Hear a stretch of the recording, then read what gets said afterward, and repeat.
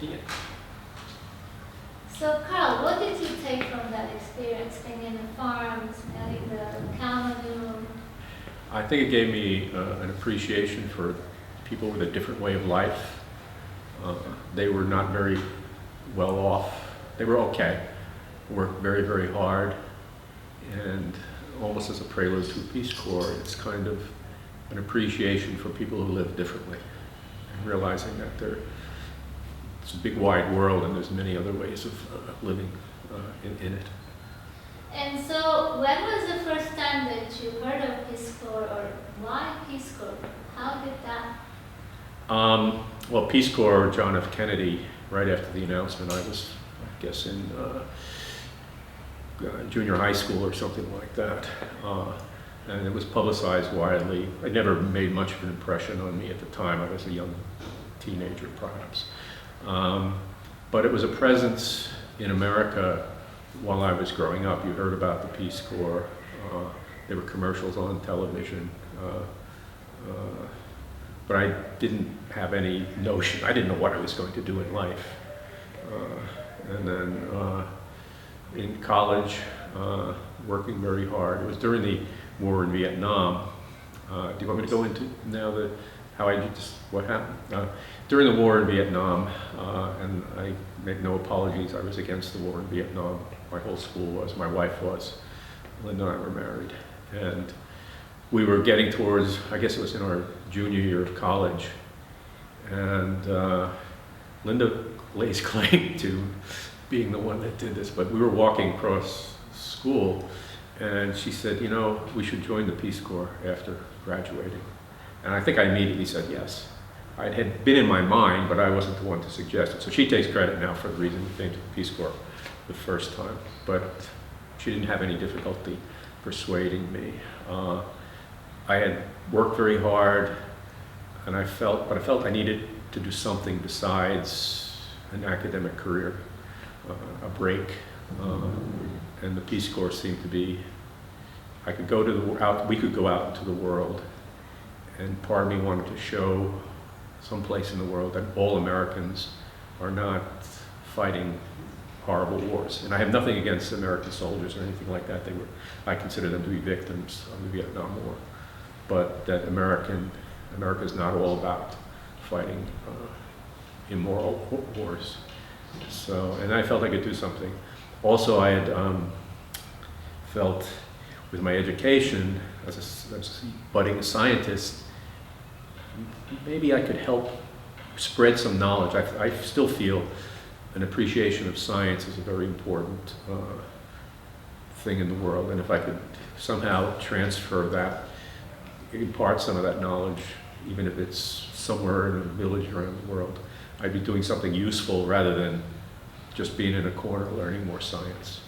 And now you have come back second time, but before we go there, having that distance in your mind, when you arrived first time to Uganda, you remember how it felt like to be a Peace Corps volunteer, and especially Uganda? Did you know anything about Uganda?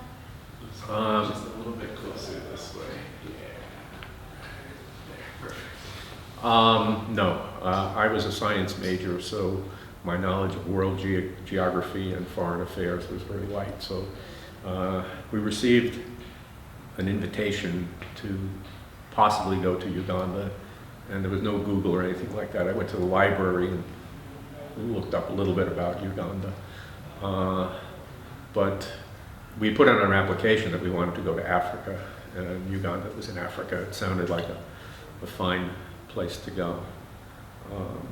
We went to a pre-meeting with Peace Corps looking over us, and we looking over them, and talked to some people who'd been in Uganda, and it sounded like a paradise. They mentioned a little bit about Idi Amin, but he was not perceived to be a threat or a dangerous person at that time. And what is your first memory as a Peace Corps volunteer? After a nasty flight coming from London, waking up on the airplane, it was light, looking out the window and seeing green forests as we were getting ready to land in Entebbe, landing in Entebbe and seeing green. This is the greenest country I've ever been in my life. And I looked at banana trees and I said, oh, it must be in Africa. And then you were sent to the very far end of Uganda. And how was that? The community, the school where you were? Well, Matorore and Kisoro was in the extreme southwest. We had put down a request with Peace Corps to go to a place that was rural and mountainous as opposed to urban and flat. And one of the British teacher who was my mentor during practice teaching said, and I can't do his accent, you don't know how rural you can get. and then when they said Mutorore, Mutalari is the way they pronounced it, they all broke out laughing. This is at Budo, the British teachers, because it was considered a very remote school. I had read a book about gorillas in the Congo side of the Zaire side of Kisoro. So all of a sudden, oh, that's where that is. So that was kind of appealing.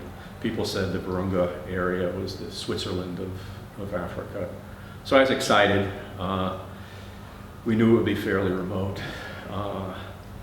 But as part of the Peace Corps, you go where you're, I was willing to go anywhere. And then you went there and you found the community, which is? Well, the school was kind of isolated from the villages around, so it was a community unto itself. The Peace Corps did not have a good track record at Mutorori, and you can ask me more about that, but we were reviewed, not with suspicion, but a little bit of distance, because they didn't know how these Americans would turn out. And it was Linda and I and another single guy. So my first term there was trying to establish that I was a good teacher. I could be a good teacher. I could be depended on, and all. And I think I succeeded. Linda succeeded, and the other person, Steve Janelle, was, from what I've heard from other former students, he had a strong impact as well. So I think we tended to, we established that we were okay teachers, you know. Peace Corps was, we were there. We could fulfill the role that we had to, so.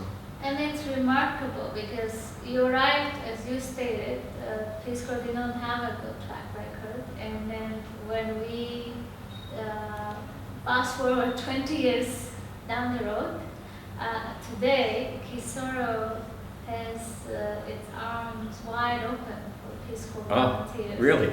Yes. I had the LC5 to come actually all the way from there to say, what can we do to support you? Oh, wonderful. It's quite a turnaround. But why am I sharing is that for you to put that in perspective and perhaps reflect when you had to leave, because you had to leave abruptly due to civil unrest. At that point in time, your feelings as a Peace Corps volunteer, did you feel that you had unfinished business? Did you feel that, oh, all this 18 months I was here, was it wasted? What were your thoughts? Not wasted. I felt at our school I was finally really fit.